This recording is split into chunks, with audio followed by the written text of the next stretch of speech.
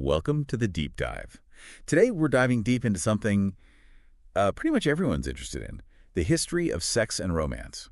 Yeah, it's a really fascinating topic. To think how something so basic to the human experience has been shaped by things like technology and economics and just, what society thinks. Absolutely. And you sent me some excerpts from this book on the history of sex, and wow, it's really made me question some things I just assumed were like, always true. Oh, yeah. Like I always thought the whole stay-at-home wife thing was like, the traditional model going way back. Right, like the way it was supposed to be. Exactly. Yeah. But the book says it's actually like a pretty recent invention. Yeah, the Industrial Revolution really messed with everything, right? Like suddenly we had mass production, so goods were cheaper, wages went up, and for a little while there, a single income could support a whole middle class family.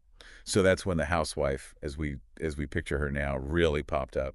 Yeah, exactly. So before that, women on farms weren't just like, I don't know, baking bread and churning butter all day. Yeah, I mean, in agrarian societies, everyone worked, right? Yeah. Women were like essential for running the farm and the household. To the modern housewife, with all the expectations of like, keeping a spotless house and being June Cleaver, that was just a blip, like a weird moment in time. Pretty much. I mean, it peaked around 1929. Something like 80% of married couples in, industrialized countries had a wife who stayed home. Wow, 80%. But by 2020, that number had dropped down to around 20%, close to what it would have been back in agrarian times. Wow, that's a huge change in not that much time. Yeah. But doesn't that shift, back to most couples needing two incomes, put a lot of pressure on families? I mean, things cost so much more now. Absolutely, it does. And, it brings up questions like how do we divide up the work, both at a job and at home, and who's taking care of the kids and all of that. Yeah,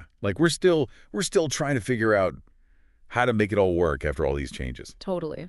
And speaking of changes, the book talks about this idea of an agrarian hangover, Oh, yeah. which is basically like all these old beliefs about sex and relationships, like they're still around even though the reasons for them are gone. Like we don't live on farms anymore. Exactly. So, for example, the book talks about ideals like fidelity and being a virgin until marriage, Right. and how those ideas were tied to like inheritance and property in agrarian societies. Right. Because you needed to know who your kids were, so you knew who got the land. Right. But that doesn't really apply in a modern world. Not so much, no. But, we still see these beliefs, and honestly, they often put way more pressure on women than on men. Yeah, the double standard between men and women when it comes to sex, that's been around forever. Oh, yeah. I mean, think about Victorian times. A woman's whole reputation could be ruined if people thought she was, promiscuous.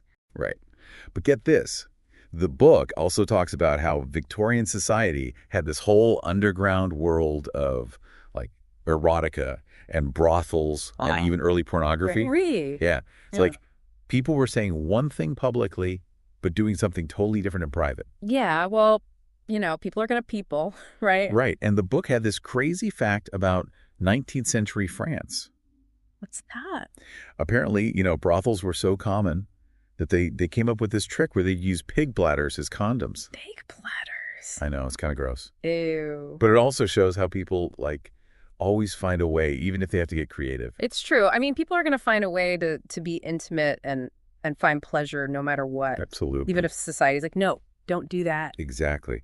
And this whole agrarian hangover thing, it kind of affected how people viewed women's health too, right? Oh, for sure. Like the whole wandering womb theory is like a perfect example. Oh, that's a good one. Like this idea that a woman's uterus could like move around her body and Yeah. cause all these problems. Yeah. It makes zero sense. It's crazy. But it was used to justify some awful, awful treatments. Yeah, like colorectomies. Yeah, and even hysterectomies. Yeah. It's hard to believe doctors actually did those things. I know. It's scary to think about. And then there's the whole myth that vibrators were invented to treat hysteria. Oh, yeah, that's a good one. I always thought that was true. Nope. The first vibrator was actually for men For men, what for? to treat muscle fatigue. Really? It's true. Then they tried marketing it to women as a massager, but get this, they had to pull it from the market because women were, well, Using it for something else entirely. Exactly. Well, it just goes to show people have always been, exploring their sexuality, Oh. even when society tried to, like, shut it all down. Yep. It's human nature, right? And it definitely ties into how we think about, female sexuality and pleasure today, even Right? We've come a long way, but we still got a long way to go. for sure. And speaking of things that make people uncomfortable, the book also talks about, like, the history of how we view periods. Oh, yeah. It's crazy how something so natural has been seen as, like, gross Yeah. or even dangerous. I know, right? Some cultures even thought menstrual blood was, like, toxic. I know, it's crazy. And the Old Testament, like, has all these rules about how to deal with women who are on their period. Oh, yeah. It's wild. Like, even today, people get all weird about, like, period sex. Right. There's still so much stigma around it. And think about it. For most of history, women didn't even have, proper pads or tampons. Yeah, good point. They had to use, like, scraps of fabric. It's no wonder people thought they were delicate. Right. Yeah, Like, if I had to deal with that every month, I'd probably be delicate, too. right. And speaking of things that were hard to come by, Right. the book also talks about birth control, or the lack of it, I guess, in the 19th and early 20th centuries. Yeah. The author calls it the agrarian chastity belt. Wow. It's like women were stuck. It was both a lack of options, 80 the stigma around it. So what were people using back then? Besides the obvious... Well, there were condoms, okay. but they were often made from, get this, animal parts. Animal parts, like what? Sheep guts, cow intestines, all kinds of stuff. That's awful. Yeah, not exactly appealing. Not at all. And even the early rubber condoms, those were banned in lots of places, right? Oh, yeah, for a long time. It's amazing people had sex ATA all back then. Well, they did, and there were consequences. Unwanted pregnancies, STDs, you name it. It really shows you how important it is to have, safe and effective birth control. Absolutely. So let's talk about changing attitudes towards, reproductive health. Let's talk about abortion. Mm-hmm. Did you know that back in, like, nomadic times, abortion was seen as a necessary survival tactic? Oh, yeah. Yeah, I mean, if you think about it, if you're always on the move, having too many kids could be, like, really dangerous. Right. Like, you can't just pack up a minivan and drive everyone to soccer practice when you're, like, constantly migrating. Exactly. But then when people started settling down and farming, kids became like assets. Little farm hands. Exactly. Free Yeah. labor, So abortion went from being, sometimes necessary to being a taboo thing. And, of course, like, the church and the government, they wanted people to have big families. Oh, yeah. Lots of kids meant more workers, more soldiers, So the stigma around abortion just kept growing.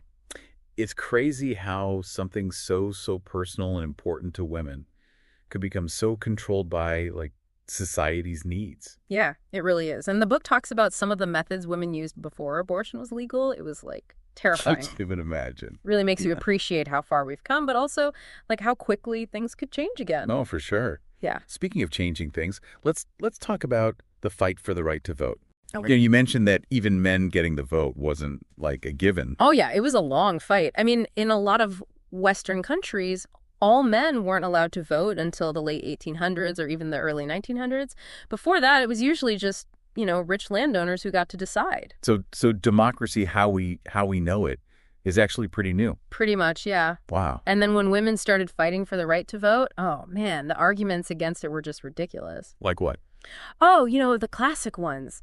Women's brains are too small. Thinking too hard will hurt their ovaries. And of course, periods make them too emotional to make rational decisions. It's so insulting. Like, did anyone actually believe that? Apparently. But what's even crazier? Some women were against women getting the vote. Really? Yeah. The book says some women thought it would, like, ruin femininity and destroy families. Wow. So even some women were buying into those, like, societal norms. Totally. It shows how powerful those messages can be. But eventually things did change, right? Yeah. Oh, yeah. After World War I, lots of countries finally gave women the vote. So that's like the 1920s? Right. But even though women could vote, there were still all these barriers to real equality. Right. The book talks about those, like locks on the old sexual order. Exactly. Yeah. You had the need for big families to work the farms. Yeah. And women were financially dependent on men. Right. And reliable birth control was still really hard to come by. So basically everything we've been talking about. Exactly. It was only as those locks started to, break down that we started to see real change in in how people thought and acted. Okay, so people move to cities. They don't need huge families anymore. Right. And women start working, so they have more freedom to, make their own choices. Exactly. And that brings us to the Roaring '20s, right? The flappers. Oh, yeah. Short skirts, bobbed hair, just like a whole different attitude. They were like the symbol of all that change. Totally challenging all those expectations of how women were supposed to behave. The book even talks about petting parties. Oh, yeah, where they, make out and maybe more. Can you imagine trying to explain that to your grandma?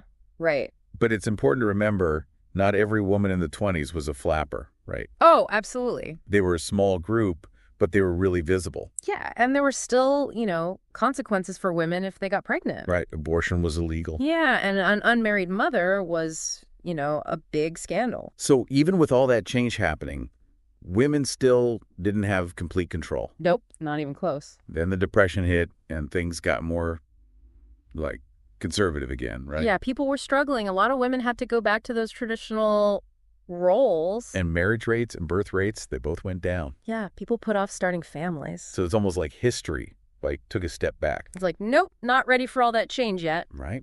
But then World War II started, and women were needed again, just like in World War I. Exactly. Yeah. All the men went off to fight, and women had to keep everything running at home. Factories, shipyards, you name it. And with all those men gone, things, loosened up a bit. Socially. Right? Like premarital sex became way more common. Unwed pregnancies went up. So the war actually sped up some of the changes that were already happening. Yeah, it's like it pushed things forward even faster. So even though a lot of women went back to, being homemakers after the war, Right. premarital sex didn't just, go away. Nope, it was here to stay. In fact, that's when the baby boom happened. Right, exactly. But it wasn't because people were having 10 kids each. Right. The book said it was more about all the people who got married right after the war. Yeah, everyone wanted to, settle down after all the chaos. Okay, that makes sense. And even with the baby boom, birth rates weren't as high as they'd been before. So what else caused that huge population increase? Well, there was, a young population, the economy was doing well, Okay. and everyone was like, get married, have babies. Right. It was like the American dream, white picket fence, the whole 9 yards. Exactly. But there's one more piece of the puzzle we haven't talked about yet. Okay. The pill. Oh, yeah. That was a game changer. Huge. It finally broke that last lock on the agrarian chastity belt. Gave women, actual control over when and if they had kids. And it led to a whole new era of, sexual freedom. So the pill really did live up to the hype. Oh, yeah. But, not everyone was on board right away. Really? Oh, yeah. There were lies against it in some places. People thought it was, immoral. It's amazing how much people fought against something that gave women so much power over their own bodies. Yeah, it shows how deeply rooted those traditional beliefs really were. But the pill wasn't the only thing shaking things up in the 60s, right? Oh, no. We had the counterculture movement, the sexual revolution, everything was changing. Yeah. Yeah, it led to a big drop in birth rates. By 1975, birth rates in the West were some of the lowest, ever. Wow. So it really did change things. Oh, yeah, for sure. But it wasn't like everyone jumped on board right away. There were laws against it. Some people thought it was immoral. It's crazy how much pushback there was to something that gave women so much control. It really is. Yeah. But, the pill wasn't the only thing changing the game in the 60s. Right. The counterculture, the sexual revolution, it was a wild time. Totally. Yeah. And while, not everyone was a hippie or into free love, you can't deny the impact they had. They really challenged how people thought about marriage and sexuality and everything. Yeah, they pushed for more acceptance of, different sexualities. They helped loosen up censorship in the media. And you mentioned earlier you were thinking about how technology's changing relationships. Well, guess what? The vibrator was actually invented before the internet. Uh-huh. That's right. And with censorship loosening up, sex was suddenly everywhere, Oh, yeah. Yeah, movies, music, books, it was all getting more explicit. Even pornography started going mainstream. Sounds like a pretty exciting time, honestly. It was. And all of this had a huge impact on marriage, too. How so? Well, as love became the main reason for getting married, instead of just needing to for financial reasons or because of social pressure, Right. it also became easier for people to leave unhappy marriages. That makes sense. I mean, if you're not stuck for those other reasons, It's easier to walk away. Exactly. And then no-fault divorce came along, so you didn't have to, prove someone did something wrong to get a The divorce. divorce rates went up. Oh yeah, in the 70s and 80s especially. So marriage became less about, like, till death do us part, and more about, like, personal happiness. I think so. Yeah, it became more about what people, actually wanted and needed, not just what society expected. Wow, we covered a lot of ground today. We did. From pig bladders to the pill, it's been quite a journey. It really makes you think about how much has changed, in not that much time, It really does. It makes you wonder what's next, what's the next chapter? especially with how fast technology is changing things. That's the big question, isn't it? It is, and it's one we're going to have to keep exploring. But for now, I hope this deep dive has given everyone listening some new ways to think about sex and relationships, both back then and how we approach them today. Yeah, and maybe some food for thought about the challenges we face in our own relationships. Definitely. So what stood out to you most from our conversation? Let us know. And until next time, keep exploring. And thanks for joining us.